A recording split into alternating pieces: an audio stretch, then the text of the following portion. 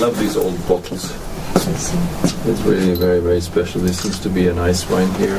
It was hard to hide something from occupations, from the occupying army.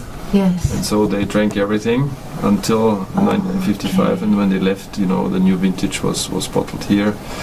So our library dates back to this particular year. Good wines always were stored here. This must be a younger one. Stop, Laurenz there. Please stop. Okay.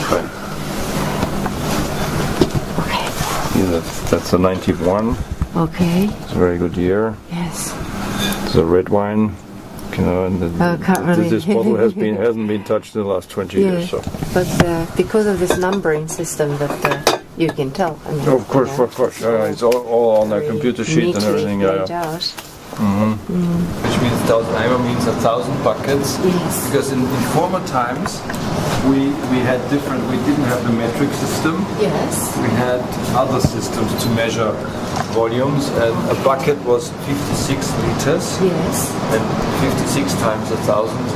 That means we have 56,000 liters in this barrel. This is not in use anymore because it's simply too big. It doesn't hold the wine anymore. But we kept it here for sentimental reasons. And my grandfather bought it cheaply after the war because he thought, this is not in use anymore, and he could use it. And so that's why we have this largest, because at that time, in the 40s, everything had to be big in Germany, and Austria was part of Germany anyway. Yes. And so they present this huge thing, but forgetting that wood cannot take all this liquid. Yes. And gravity is another element. So it was only in use for 10 years, and it always leaked. So my grandfather was.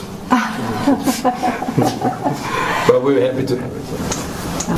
The wine which carries your daughter's name, one of your daughters, Sophie, singing Gluna Feldschina. This is made at this winery. And could you please explain about this singing? Yes, with pleasure.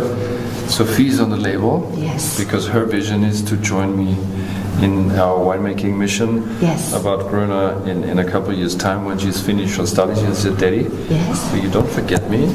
Give me a part of the label. So she invented a splash. Okay. And it's her handwriting a couple of years ago. And so it's very, very nice for me to sell and promote this wine because my daughter is always with me. Yes. At the moment she's in England, studies business management at King's College, doing her bachelor later this year. Yes. And next year she will go on a stage to California at Michael Mondavi's new winery. Okay, singing. We call it singing for a simple reason because we keep the natural two in the wine, and in Austria we call a wine singing when the natural CO2 tickles your tongue a little bit. Spritziness. Yeah, the spritziness, and that's why we call it singing. I always ask myself before I have a meal, dinner, or lunch, or whatever, what do I want the wine to do for me? And if I have a white like a Grüner or a Riesling on occasions, then I want to lift my spirit a little bit. Then I'm still active. On a Friday night, it's a heavy red to wind down,